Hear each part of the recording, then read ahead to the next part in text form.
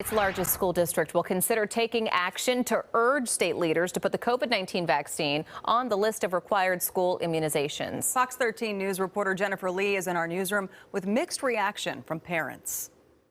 That's actually the reason why the vote is happening tonight. The Seattle School Board wanted to wait and hear more community dialogue before pushing forward. 2 weeks ago, the school board unanimously approved a motion to postpone, which actually went against the superintendent's recommendation to act immediately. If the resolution is approved tonight, it means the board is sending an urgent message to the Washington State Board of Health to add the COVID-19 vaccine to the list of immunizations students must receive before attending school. Parents on both sides are voicing their thoughts. It's a very contagious disease, and we know that it spreads in community settings. So yeah, I'm completely behind having a vaccine requirement for COVID.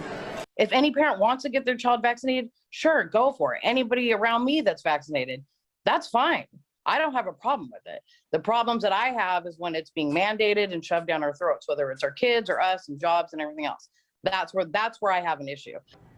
We reached out to the State Board of Health. A spokesperson says it's coordinating with the State Department of Health to start the process of forming a technical advisory group to consider a COVID-19 vaccine and have that conversation about adding it to the state's list. The Seattle School Board meeting started a short time ago, which will monitor for any developments. But for more on the impact this could have, State Superintendent Chris Reichdahl is joining me live now. Thank you so much for being with us tonight. Thank you. Good to see you all.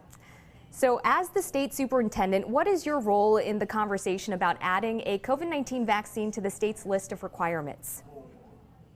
You know, this is really a State Board of Health decision. They've got a process that they undergo, and really this resolution from Seattle is not suggesting by any stretch that Seattle can do this on their own. They're not asking for it to go in any sort of truncated way. The resolution from Seattle, and something I support, which is to make sure it gets full authorization from the federal government, goes through the advisory panel, then goes through our State Board of Health. We still expect this to take quite a long time, and probably next school year before it really is a possibility. So I know there's urgency to the request, but I want to really be clear, this is not some action that the Seattle School Board's taking on behalf of their own students. It's a recommendation for the State Board of Health to go through their process. For sure, but we are also wondering what kind of impact Seattle's vote tonight could have on state leaders' decisions moving forward, considering it is the largest school district in the state? Yeah, you know, I think what they're doing is they're leading in their community. And what they're suggesting is we already have, 9 or 10 vaccines required to attend school. They weren't controversial for 50 or 60 years, quite frankly. This one got pretty politicized, but they're really putting public health first and foremost and saying, if it's safe, if the feds fully approve it, if it goes through the full process, please require this, as we do again with lots of other vaccines. So they're just doing a really good job representing their community. And obviously, there won't be consensus about this around the state, which is why it's got to really go through public health officials and doctors and take its time and go through the appropriate channels. If it gets there, we will support it. And I know there will be high fidelity. People will follow through, just as 90% of our educators are vaccinated now. Yes, for sure. And I know you kind of answered this, but just to be totally clear, how soon could a vaccine requirement happen at schools in Washington state? And do you have any final words for parents who are currently contemplating a vaccine for their child? Well, let's start there. I would encourage them to do it. They have to make their own decision, go through their own evaluation of the science, their doctor. We're seeing a pretty high uptake early on for 5 to 11-year-olds. We've already seen 60-70% of students age 12 and above.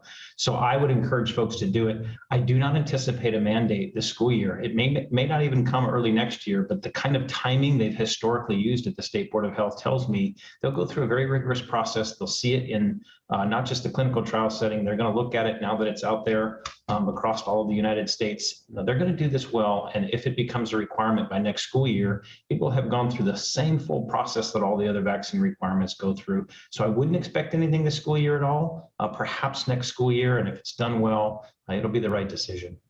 Well, we appreciate your time and input on this, State Superintendent Chris Reichdahl. And for now, we'll send it back to you guys in the studio. Jen, thank you. The COVID vaccines for children 12 and older and 5 to 11 years old are currently being administered under emergency authorization. The Seattle School Board's resolution to urge state leaders to add the vaccine to immunization requirements would happen after full FDA and CDC approval.